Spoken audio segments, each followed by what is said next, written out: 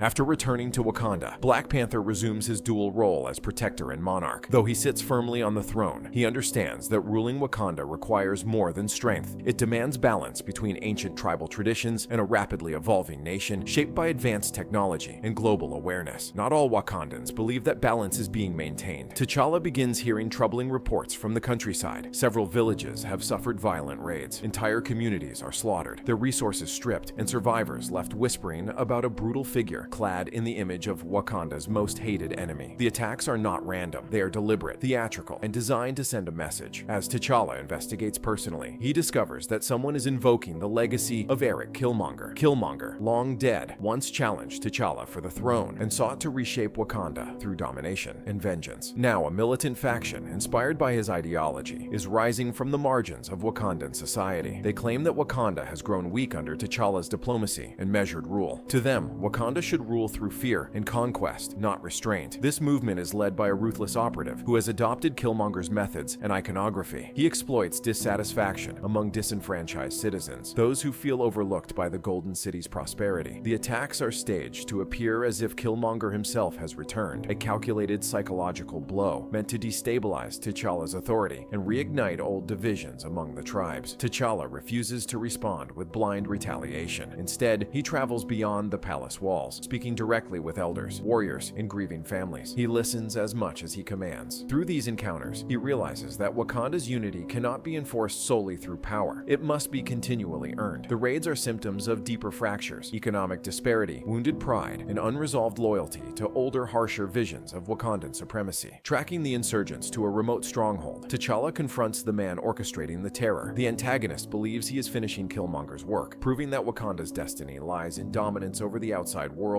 and absolute strength at home. Their confrontation is both physical and ideological. As Black Panther, T'Challa defeats him in combat. As king, he dismantles the myth being built around Killmonger's return, exposing the manipulation behind the fear. Rather than allowing the insurgency to martyr itself, T'Challa ensures that the truth is made public. The illusion of Killmonger's resurrection is shattered. The movement loses its symbolic power once its deception is revealed. But T'Challa does not treat the conflict as a simple victory. He recognizes that the anger fueling it cannot be erased overnight. In the aftermath, he addresses Wakanda not merely as a ruler asserting dominance, but as a leader acknowledging responsibility. He commits to strengthening the bonds between tribes, ensuring that Wakanda's progress benefits all its citizens, not just the elite of the capital. The story closes not with triumphal celebration, but with renewed resolve. T'Challa stands as both warrior and sovereign, aware that the true challenge of kingship is not defeating enemies in battle, but guiding a nation through its own internal shadows. Long Live the King ultimately portrays T'Challa's greatest battlefield as Wakanda itself, a nation whose strength lies not only in vibranium and technology, but in the unity of its people and in the wisdom of the king who must constantly prove he deserves to lead them.